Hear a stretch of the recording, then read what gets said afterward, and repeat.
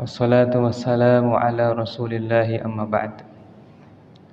Allahumma anfa'na bima 'allamtana wa 'allimna ma yanfa'una wa zidna ilma.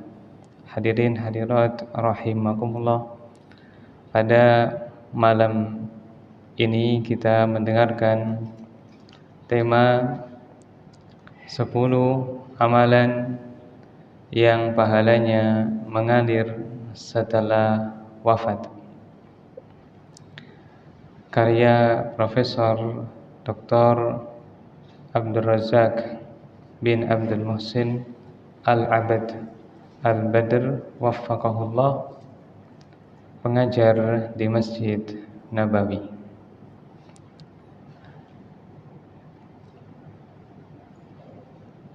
Tema ini merujuk kepada 3 hadis. Hadis dari Anas, hadisnya Abu Hurairah, dan hadisnya Abu Umamah Al-Bahili dengan sanad yang sahih. Dan terkumpul 10 amalan utama, dan ini bukanlah pembatasan, tapi yang utama yaitu ilmu, sungai, sumur, pohon kurma, masjid, mushaf, ribat, jariyah, dan anak soleh. Ini 10 yang disebutkan dalam hadis tajri ajruhu ala sahibihi ba'da mautih, yang pahalanya mengalir setelah kematiannya. Seberapa penting tema ini? Seperti besarnya masalah pekerja dengan pebisnis. Umumnya pekerja itu tidak mendapatkan upah kecuali ia bekerja pada hari itu. Jika ia sakit, maka terpotong gajinya atau tidak bisa menambah lemburnya, gaji tambahannya. Waktu dia terbatas, tidak bebas untuk kemana-mana, pendapatan juga terbatas. Perbandingan yang kedua yaitu pengusaha yang merintis usahanya hingga besar, tersistem, ya. Sang pemilik tidak lagi berangkat ke kantornya, bahkan dia tidak lagi memikirkan usahanya karena sudah tersistem. Pendapatan dia mengalir setiap hari, bahkan setiap jam, bahkan setiap detiknya ada penghasilan, sementara ia jalan-jalan ke rumah orang tuanya, melakukan umroh, beli ini, beli itu, dan seterusnya. Bahkan ketika ia sakit pun masih ada pendapatan.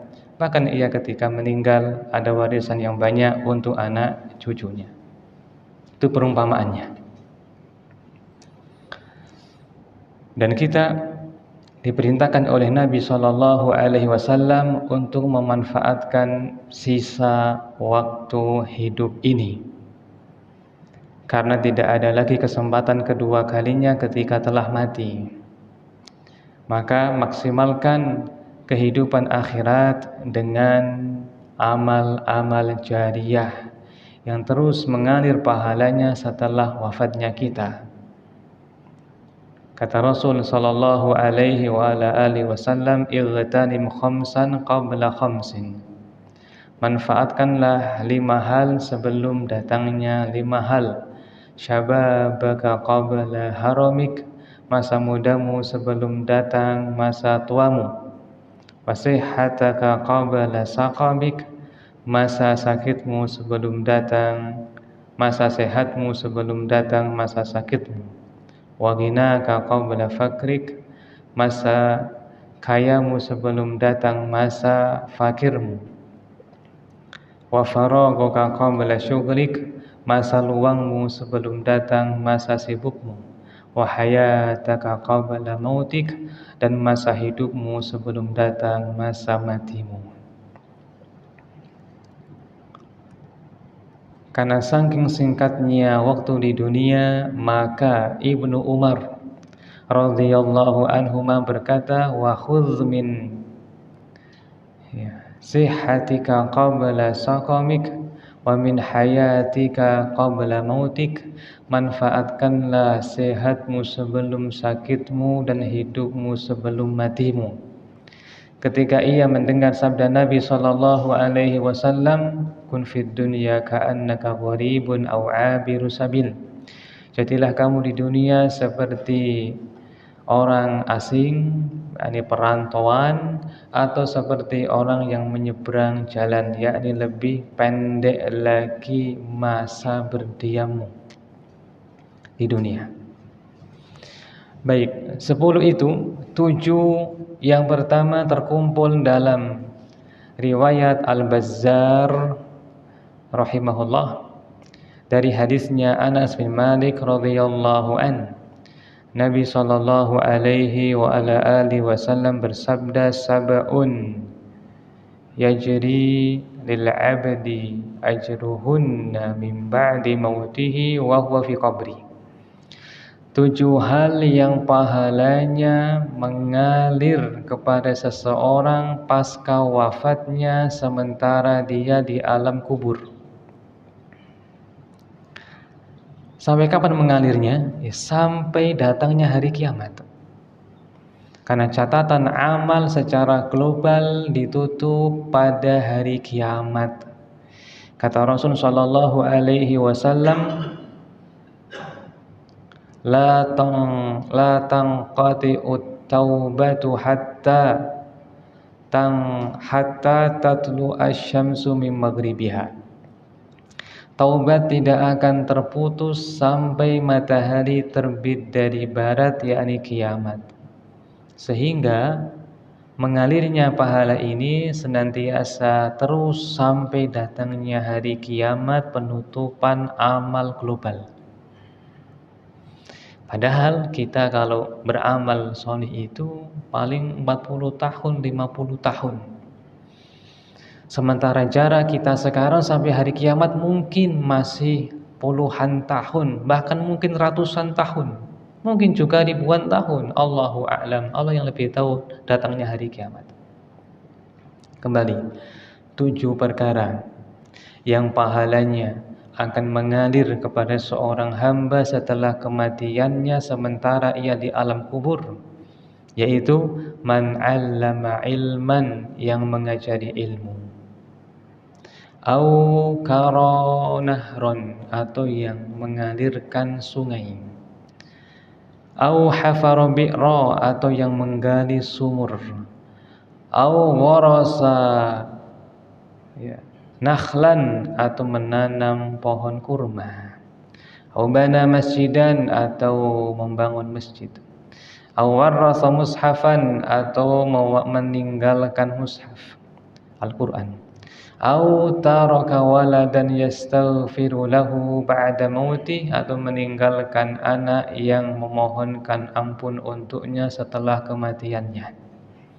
Ini 7 yang disebutkan dalam hadis Al-Bazzar dari sahabat Anas bin Malik radhiyallahu an. Ya. Ilmu, sungai, sumur, kebun kurma, pohon kurma, masjid, mushaf, dan anak saleh. Sementara dalam hadis Abu Umamah Al-Bahili menyumbang 2 yang lain, yaitu ribat dan sedekah jariyah. Meskipun Abu Hurairah juga meriwayatkan yang ini, sedekah jariyah, dalam hadis Imam Muslim yang terkenal.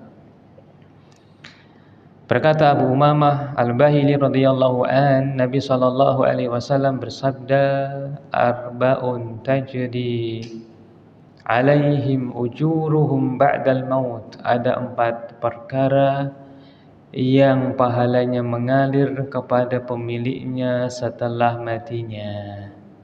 2 di antaranya adalah rajulun mata murabitan fi sabilillah, seseorang yang meninggal dalam keadaan ribat di jalan Allah.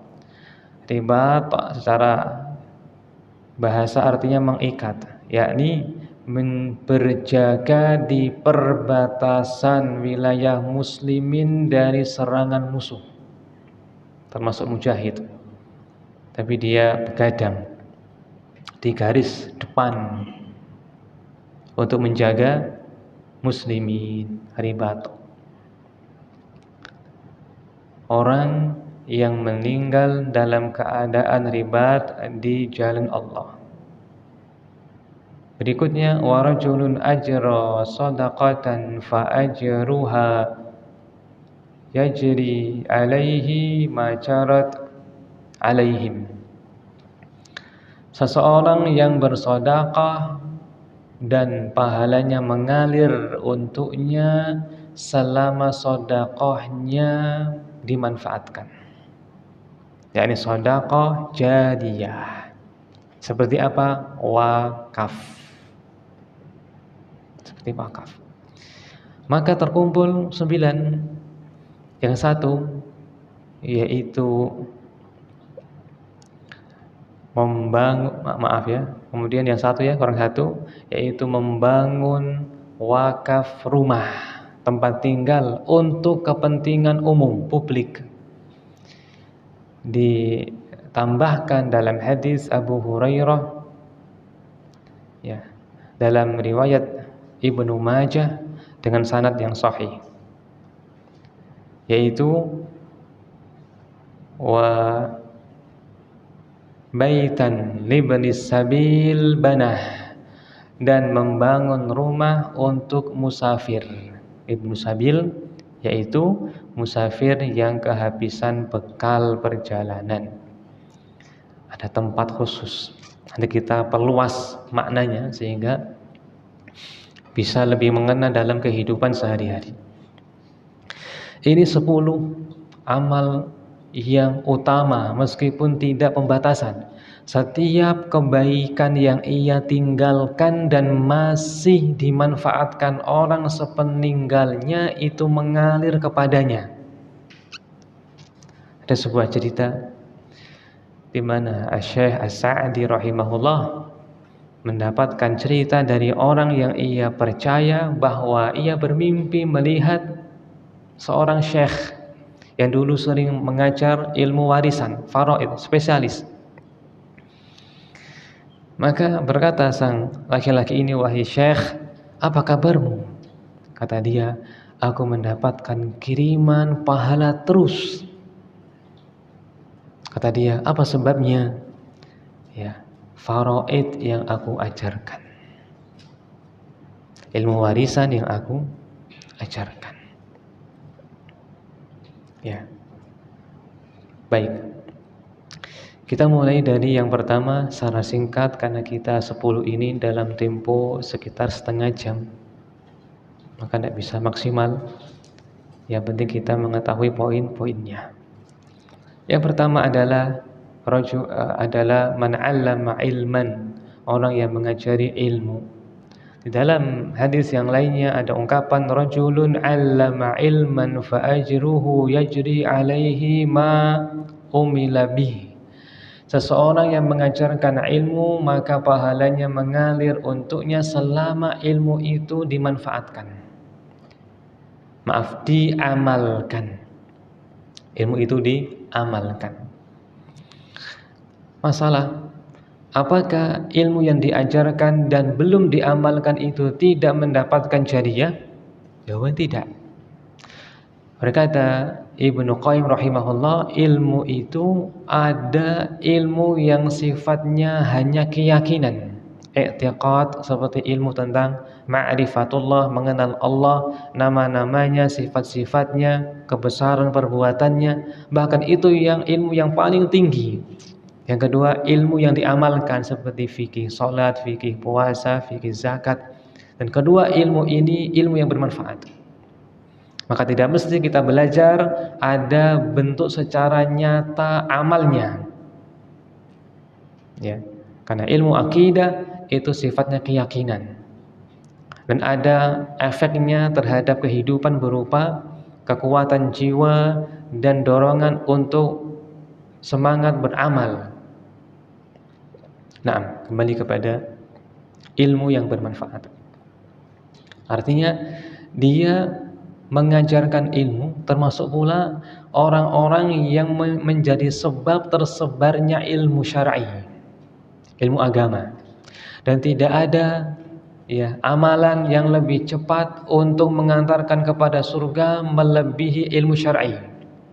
Man salaka tariqan yaltamisu fihi ilman sahalallahu lahu bihi tariqan ilal jannah. Maka yang mengadakan kajian, yakni dia panitianya, kemudian donatur bukunya, yang menyediakan tempatnya, waktunya, yang memudahkan perizinannya, setiap orang yang punya kontribusi di situ hingga ilmu tersalurkan, maka ia mendapatkan bagiannya dari jariah besar kecilnya sesuai dengan besar sumbangnya dalam penyebaran ilmu tersebut. Nabi SAW bersabda, man da'a ila hudan kana lahu minal ajri mislu ujuri man tabi'ahu la yanqusu dzalika min ujurihim syai'a. Siapa yang mengajak kepada petunjuk, maka ia mendapatkan pahala seperti pahala orang yang mengamalkannya tanpa mengurangi pahala mereka sedikit pun. Kata Nabi SAW, ad-dal 'alal khair kafa'ilih, yang menunjukkan kepada kebaikan maka dia seperti yang mengamalkannya. Apakah orang tua juga mendapatkan dari anaknya? Iya.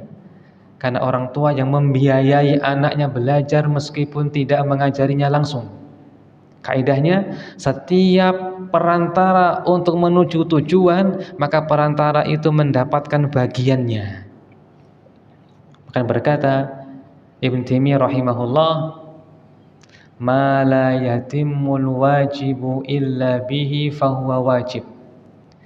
Sesuatu yang kewajiban tidak bisa sempurna kecuali dengan sesuatu itu, maka sesuatu itu juga wajib hukumnya. Contoh umpamanya menutup aurat dalam sholat, hukumnya wajib.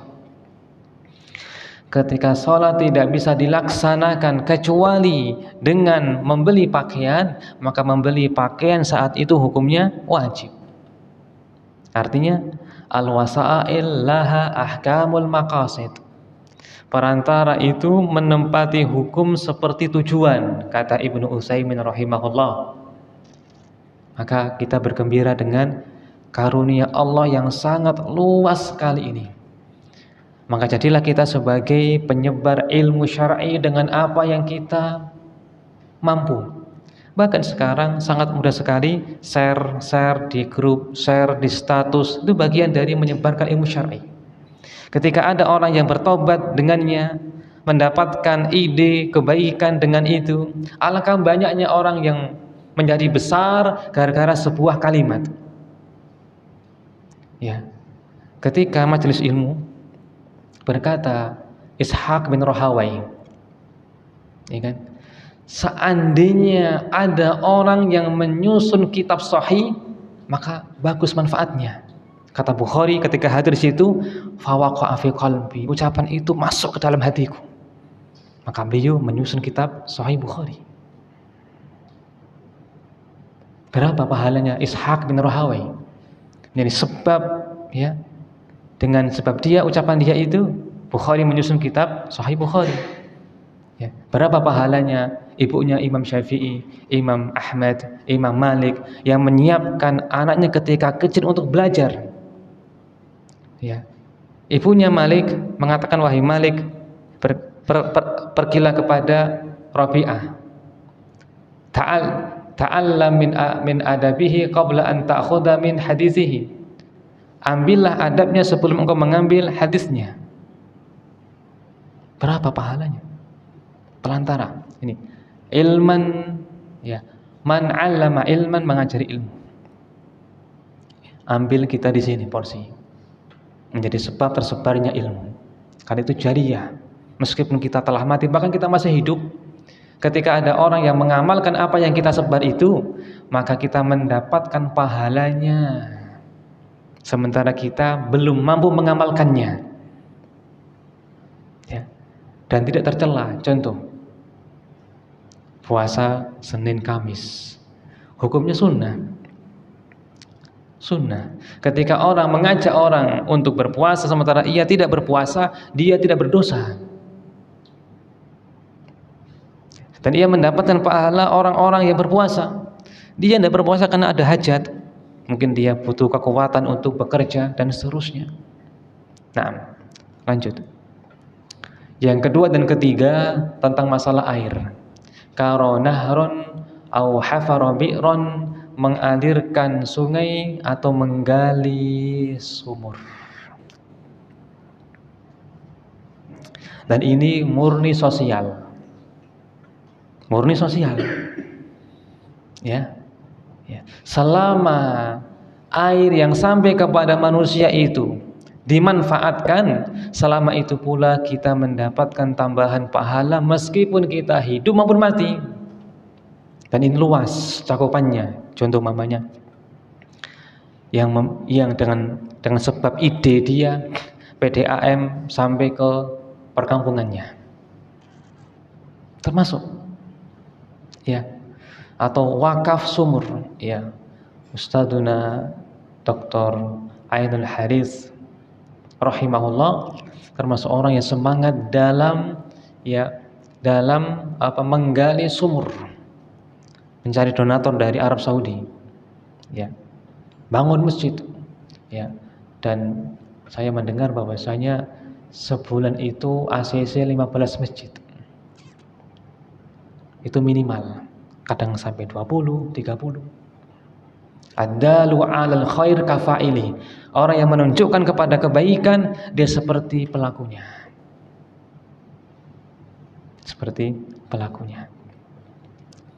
Dan air ini termasuk kebutuhan vital manusia untuk bersuci dan untuk kehidupannya. Maka Nabi SAW memberikan perhatian besar kepada tersalurkannya air. Sa'ad bin Ubadah berkata, ya Rasulullah, sedekah apa yang paling afdol? Kata Rasul SAW, saqyul ma', ya, memberi air. Ya, memberi air.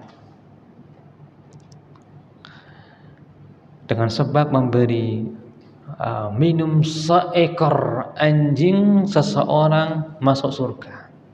Allah berterima kasih kepadanya dan mengampuninya. Kata Rasul sallallahu alaihi wasallam, bainama rajul yamshi bitariqin, ada seseorang ketika berjalan mengalami haus yang sangat sekali. Fawajada bi'ra, ia menjumpai sebuah sumur. Fanazala fiha fashariba, maka ia pun turun. Sumur zaman dulu kan, ya, seperti cekungan gitu, ya. Ya, turun ngambil. Terus dia minum terus keluar. Faidha kalbun yalhas, ternyata di luar sumur ada seekor anjing yang menjulurkan lidahnya dan menjilati tanah basah saking hausnya. Dia berkata, anjing ini, ya, haus sekali seperti aku tadi haus. Kata Nabi, tsumma nazala al-bi'ra, maka ia pun turun ke sumur tadi, ya, mengisi sepatunya dengan air, dan menggigit dengan mulutnya, dan ia pun naik ke atas, fasaqal kalba, memberi minum kepada anjing. Apa kata Nabi? Fasyakarallahu lahu faghafara lahu, Allah berterima kasih kepadanya dan Allah mengampuninya. Ini anjing, bukan thalabul ilmi, bukan anak kita. Apalagi jika anak kita thalabul ilmi, ya kan, manusia yang beriman. Kata mereka, ya Rasulullah, apakah kami mendapatkan pahala dari memberi minum binatang apapun? Kata Rasul sallallahu alaihi wasallam, fi kulli kabidi ratbatin ajrun. Setiap hati yang basah ada sedekah. Artinya, memberi minum kepada makhluk apapun yang hidup, apapun itu, maka itu terhitung sebagai sedekah. Yani berpahala. Ya. Nabi sallallahu alaihi wasallam bersabda, "Man hafara ma'an lam yashrab minhu, ya, kabidun harra min jinnin wala insanin wala sabu'in wala ta'irin illa ajarahullahu yaumal qiyamah." Tidaklah seseorang menggali air, yakni dia berbuat dengan sebab dia orang-orang dapat air, entah sumur, entah sungai, entah PDAM, entah air galon, entah air mineral, macam-macam. Siapa yang menggali air dan tidak ada apapun dari makhluk bernyawa yang meminumnya, baik jin, manusia, binatang buas, burung, kecuali pahalanya mengalir untuknya sampai hari kiamat. Yakni selama masih ada sumur tersebut. Ya, sumur tersebut.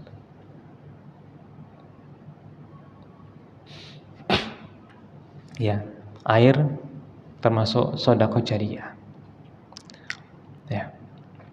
Ilmu, lalu sungai, sumur, berikutnya adalah nakhlah, pohon kurma. Dan ini sampel jamaah sekalian. Ya, bisa kita kembangkan pohon apapun yang menghasilkan buah setelah kita mati, ketika dimakan oleh siapapun maka kita mendapatkan sedekah. Tidak mesti kita yang menanamnya. Kalau itu dari ide kita, contoh mamanya wali kota mengatakan, ya, sepanjang jalan ini kita tanami pohon-pohon berbuah. Atas ide beliau, ya, maka berbuahlah pohon itu. Ketika beliau meninggal, maka dia juga mendapatkan bagian dari pahala yang mengalir. Kata Nabi sallallahu alaihi wasallam, ya, tadi dalam hadisnya Anas, au gharasan nakhlan, atau menanam pohon kurma. Dalam hadis Bukhari, Nabi sallallahu alaihi wasallam bersabda, "Ma min muslim yaghrisu gharsan aw yazra'u zar'an fayakulu minhu tayrun aw insanun aw bahaim illa kana lahu bihi shadaqah." Tidaklah ada muslim manapun, muslim bukan orang kafir, muslim manapun yang ia menanam sesuatu, ya, atau yakni pohon yang berbuah pohonnya, au yazra'u zar'an, atau menanam sesuatu yakni yang berbiji, ya, karena kan ada dua yang bisa kita makan, yakni buah seperti buah semangka, ya, buah mangga, atau biji ya, seperti padi, seperti apalah biji-bijian, lalu dimakan oleh burung atau manusia atau binatang apapun, kecuali menjadi sedekah untuknya, yakni baik dia meninggal maupun masih hidup. Selama itu dimanfaatkan oleh orang, maka dia mendapatkan sedekah. Ya, seorang petani, ya kan, seorang petani dia punya pilihan. Ya, padinya dia jaga hingga burung tidak memakannya, atau ia membiarkannya. Dan ketika dia menjaganya, masih ada yang menangkap madinya, maka setiap butir itu menjadi sedekah untuknya. Ya, ada seseorang yang berkata, saya dulu menanam sebuah pohon mangga, sekarang berbuah, orang-orang mengambilnya. Maka itu jariah bagi Anda. Selama pohonnya masih ada buahnya, ketika dipetik, saat itulah Anda bertambah pahalanya. Ya. Sehingga dari sini kita melihat bahwasanya setiap kebaikan yang kita tinggalkan untuk manusia dan mereka mengambil manfaat darinya, itu bernilai sedekah. Nah, Allah berfirman, sanaktubu ma qaddamu wa atharahum. Kami menulis apa yang telah mereka kerjakan serta jejak yang mereka tinggalkan. Jejak itu seperti tadi, ilmu, ya kan, sungai, sumur, pohon kurma, maupun pohon yang lainnya. Baik. Sekarang berikutnya, ya, masjid. Masjid ini lebih spesial karena manfaatnya itu ukhrawi. Ya, jika pohon, jika air yang manfaatnya untuk duniawi, ya kan, bahkan dimanfaatkan oleh makhluk yang tidak wajib sholat seperti burung, harimau, anjing, berpahala, apalagi membangun masjid. Ya, banyak sekali orang-orang kaya di Arab Saudi itu bangun satu masjid per satu orang. Biasa di sana itu. Dan dilarikan banyak ke negeri muslimin, termasuk di Indonesia. Dan kita di Surabaya kan juga banyak ya yayasan bangun masjid dari mereka. Kata dinamai nama mereka, ya, Muhammad bin Ibrahim. Ya, Ibrahim bin Muhammad. Masjid fulan, masjid Al-Juraimi, dan seterusnya. Ya. Kata Rasul sallallahu alaihi wasallam, man bana masjidan yabtaghi bihi wajhallah illa banallahu lahu mithlahu fil jannah. Siapa yang membangun masjid karena mengharap pahala dari Allah, maka Allah akan bangunkan untuknya sebuah istana di surga. Semakin besar masjidnya, semakin besar istananya. Semakin megah masjidnya, semakin megah istananya di surga. Bagaimana jika fakir, tak punya banyak uang sehingga tidak mampu bikin satu masjid? Allah Maha Mulia, Maha Dermawan, ya, tidak membebani. Yang penting punya andil, meskipun hanya satu jendela, satu keramik, ditulis sebagai orang yang bangun masjid. Kata Rasul sallallahu alaihi wasallam, siapa yang membangun masjid, ya, kamaf hasiqatah, meskipun sebesar tempat meletakkan telur burung, au asghar, meskipun lebih kecil daripada itu, Allah bangunkan untuknya sebuah istana di surga. Jangan melihat nominalnya, tapi kemampuan kita.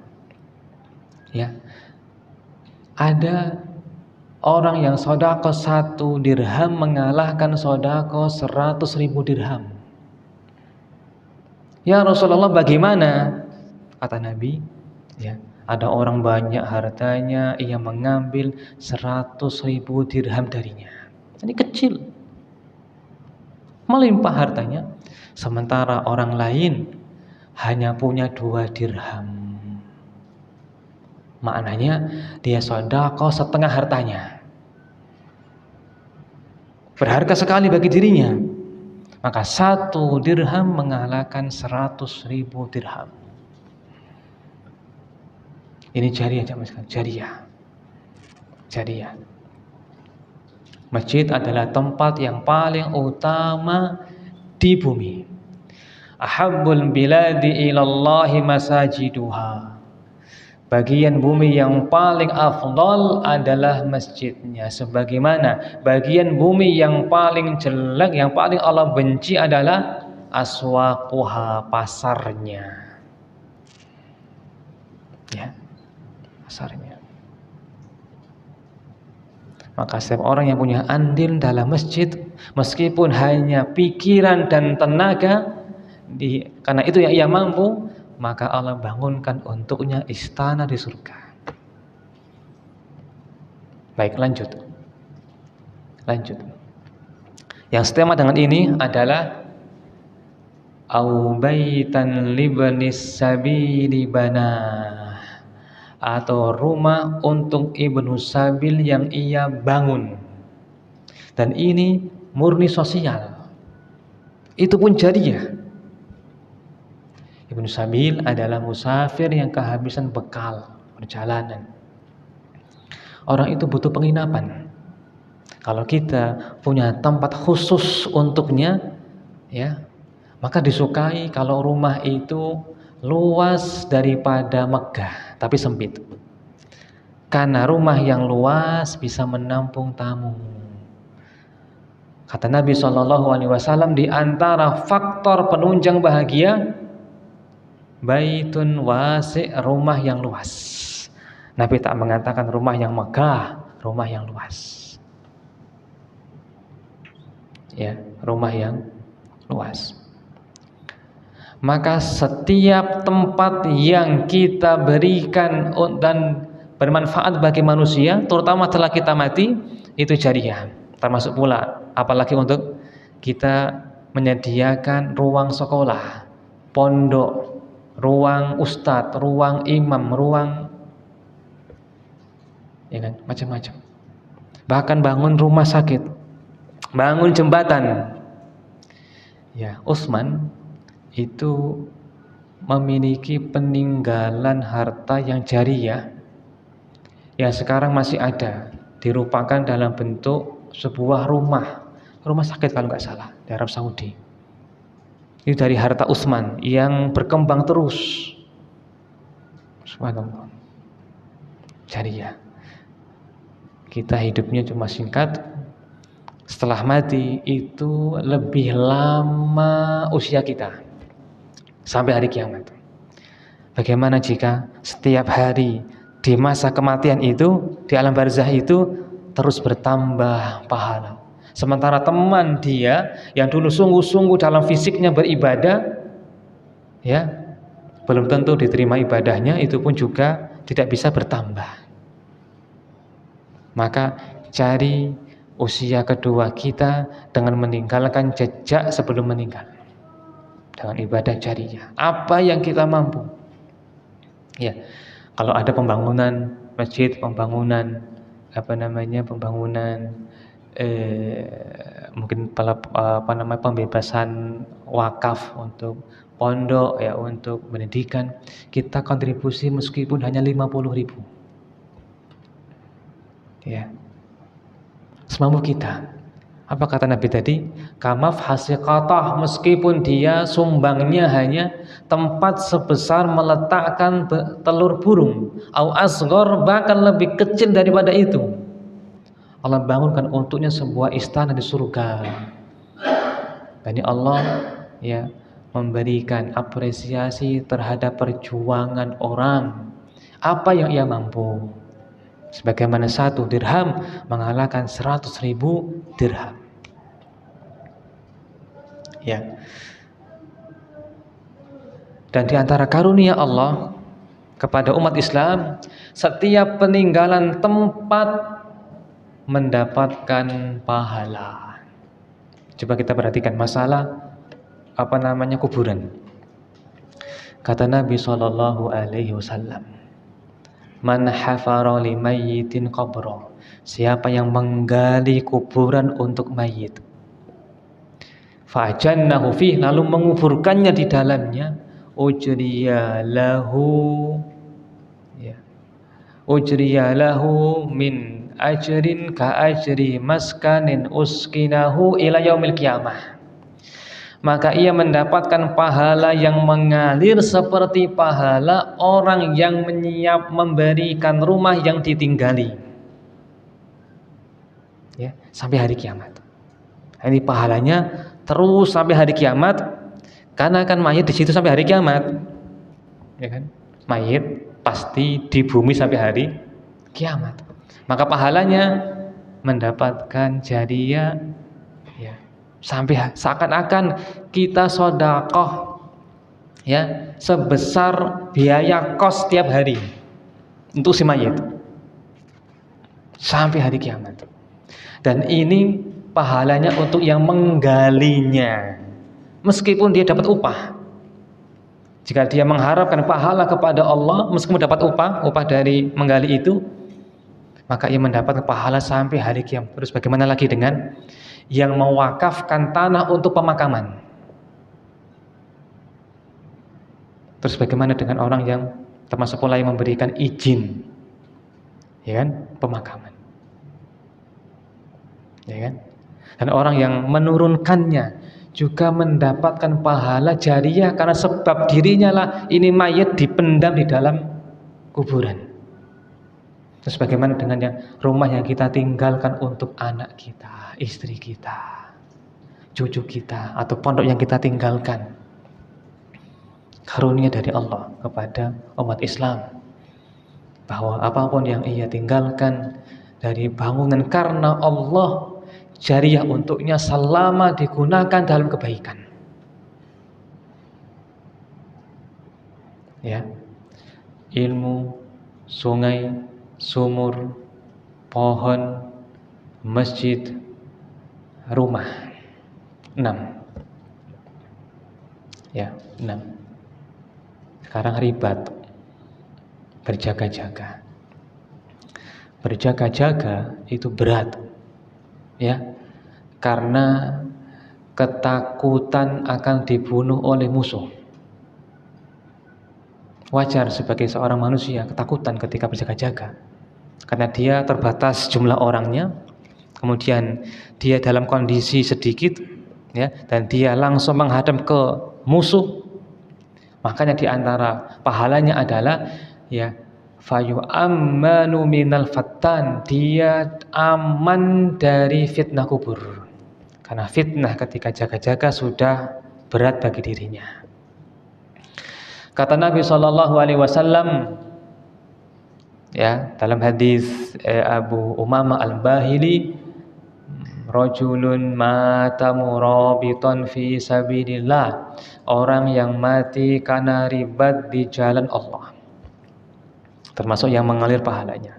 Dalam hadis Imam Muslim, Nabi SAW bersabda, ribatu yaumin wa lailatin khairun min siyami syahrin wa qiyami.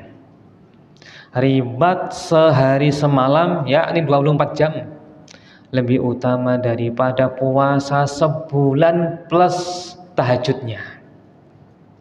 Coba kita perhatikan, amalan yang manfaatnya untuk publik itu besar,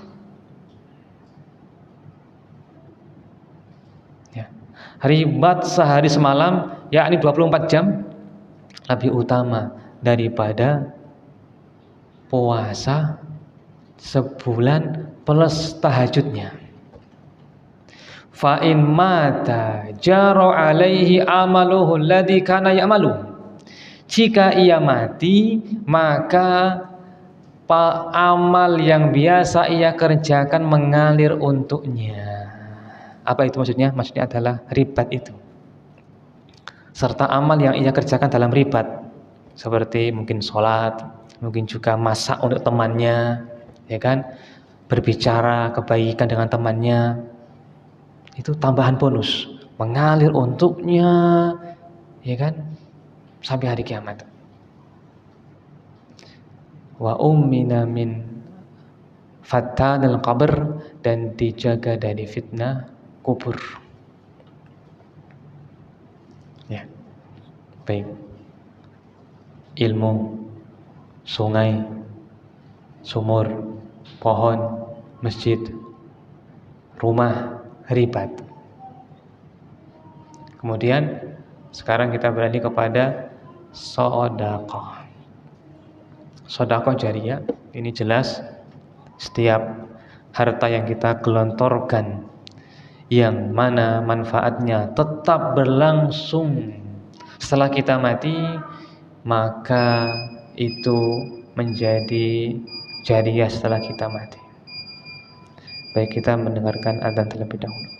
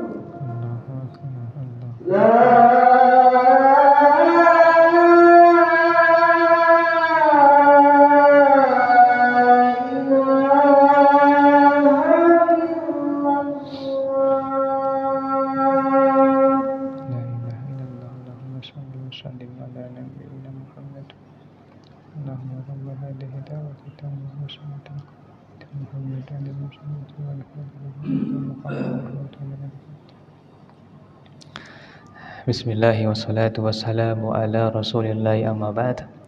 Karena masih ada tiga lah, maka kita selesaikan dan mungkin tidak ada waktu soal jawab. Baik. Sedekah jariyah. Seperti apa gambarannya? Nabi SAW bersabda, wa rajulun ajra shadaqatan fa ajruha yajri alaihi ma jarat alaihim. Seseorang yang bersedekah, mengalirkan sedekah, maka pahalanya mengalir untuknya selama sedekah itu berjalan pada manusia. Contoh perumpamaannya, ini kan juga terkait dengan apa yang tadi dirupakan ya, sedekah atau dia menggelontorkan uang untuk bikin sumur, untuk bikin aliran air, untuk bikin wakaf, untuk bikin masjid, bangunan dan seterusnya. Selama tempat-tempat itu dimanfaatkan, maka ia mendapatkan pahala terus ya. ya kan? Ada sebuah masjid dengan nama yang bangun, ya, dan dia telah meninggal. Masjid itu digunakan untuk taklim terus, sholat 5 waktu, Jumatan, taklim, dan juga rehat bagi yang musafir di situ. Pahala dia mengalir. Ya, namanya Pak Amin rahimahullah. Ya. Sekarang sedikit faedah. Bagaimana jika dirupakan dalam bentuk makanan? Apakah bisa jariah? Sebagian ulama mengatakan bisa. Karena Nabi mengatakan sallallahu alaihi wasallam, kullu lahmin nabata min sukhtin fannaru aula bih. Setiap daging yang tumbuh dari harta yang haram maka neraka layak untuknya. Pemahaman kebalikannya, kalau kita memberikan makan kepada dirinya hingga jadi daging, maka surga atau berpahala. Ya Rasulullah, amal apakah yang terbaik dalam Islam? Kata Rasul sallallahu alaihi wasallam, tut'imut ta'am, beri makan. Wa taqra'us salam ala man arafta wa man lam ta'rif, dan engkau mengucapkan salam kepada orang yang engkau kenal maupun orang yang tidak engkau kenal. Syahid kita pada hadis ini adalah memberi makan, termasuk amal terbaik dalam Islam. Maka mentraktir teman, ya, itu amal soleh.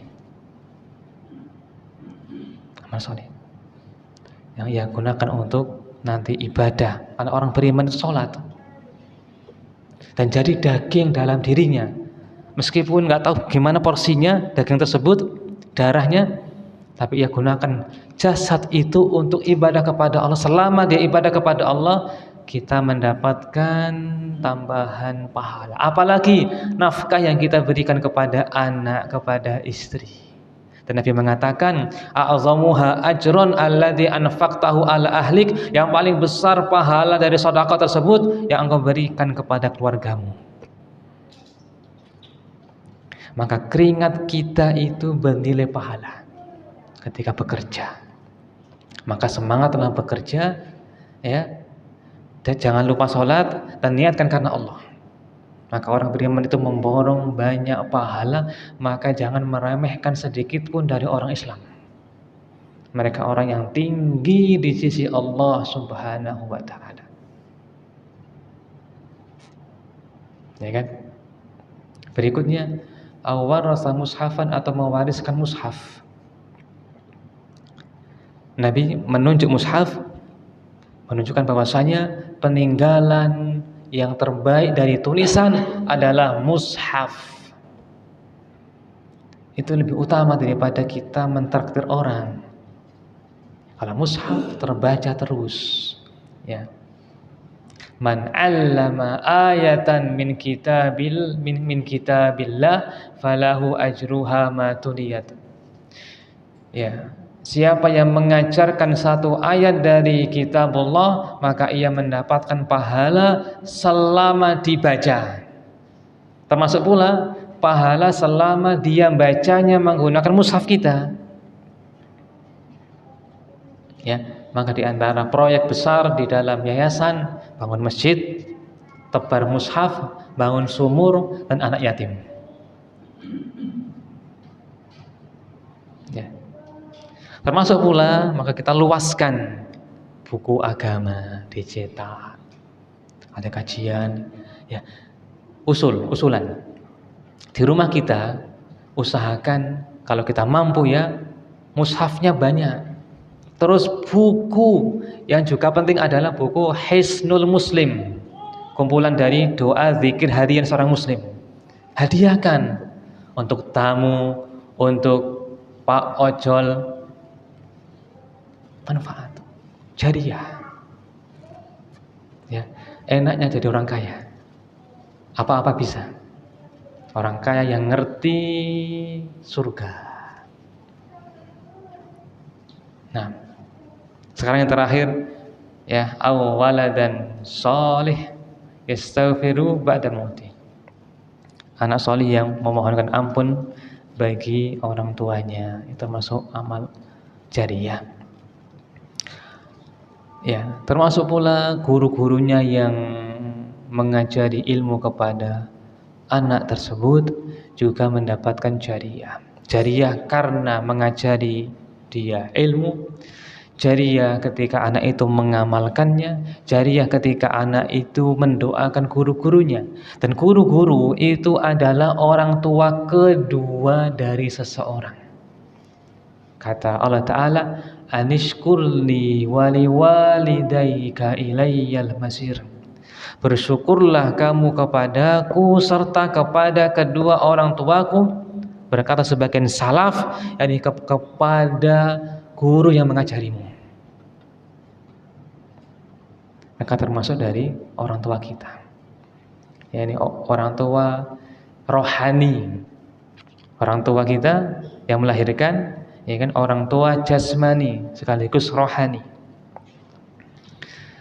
Kesimpulannya adalah, dan ini luas pembahasannya, bahwa setiap apa yang kita tinggalkan setelah kita mati, bahkan ketika kita masih hidup, kita mendapatkan pahalanya.